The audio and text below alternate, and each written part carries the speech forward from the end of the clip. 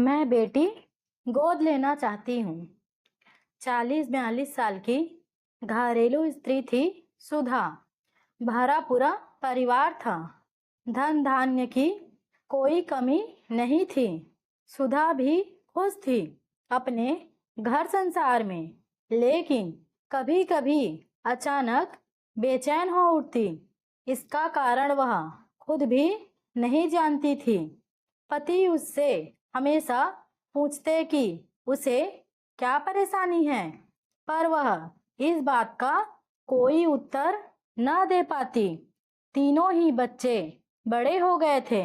सबसे बड़ा बेटा इंजीनियरिंग के तीसरे वर्ष में, मंझला पहले वर्ष में और छोटा 10वीं में था। तीनों ही किशोरावस्था में थे। अब उनकी रुचि अपने पिता के विचारों से ज्यादा मेल खाते। वे ज्यादातर समय अपने पिता, टीवी और दोस्तों के साथ बिताते। सुधा चाहती थी कि उसके तीनों बेटे उसके साथ कुछ समय बिताए, पर उनकी रुचियां कुछ अलग थी। अब ये तीनों ही बच्चे नहीं रह गए थे। धीरे धीरे वे पुरुष बनते जा रहे थे। एक सुबह सुधा ने अपने पति से कहा, मेरी खुशी के लिए आप कुछ करेंगे? पति ने कहा, हाँ हाँ, क्यों नहीं, तुम कहो तो सही। सुधा सहमते हुए बोली, मैं एक बेटी गोद लेना चाहती हूँ। पति को आश्चर्य हुआ। सुधा ने कहा, सवाल जवाब मत करिएगा प्लीज। तीनों बच्चों के सामने भी यह प्रस्ताव रखा गया।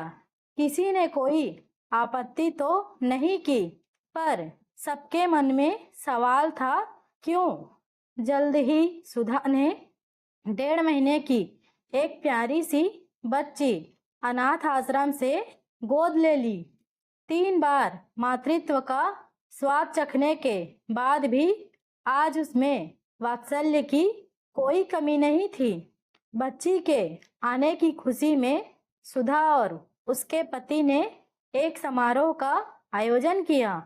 सब मेहमानों को संबोधित करते हुए सुधा बोली, मैं आज अपने परिवार और पूरे समाज के क्यों का जवाब देना चाहती हूँ। मेरे ख्याल से हर घर में एक बेटी का होना बहुत ज़रूरी है। बेटी के प्रेम और अपनेपन की आर्द्रता ही घर के सभी लोगों को एक दूसरे से बांधे रखती है। 3 बेटे होने के बावजूद मैं संतुष्ट नहीं थी। मैं स्वयं की परछाई इनमें से किसी में नहीं ढूंढ पाती। बेटी शक्ति है, सृजन का स्रोत है।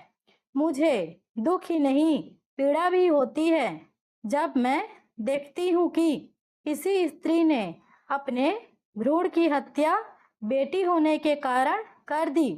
मैं समझती हूँ कि मेरे पति का वंश जरूर मेरे ये तीनों बेटे बढ़ाएंगे, पर मेरे मातृत्व का वंश तो एक बेटी ही बढ़ा सकती है।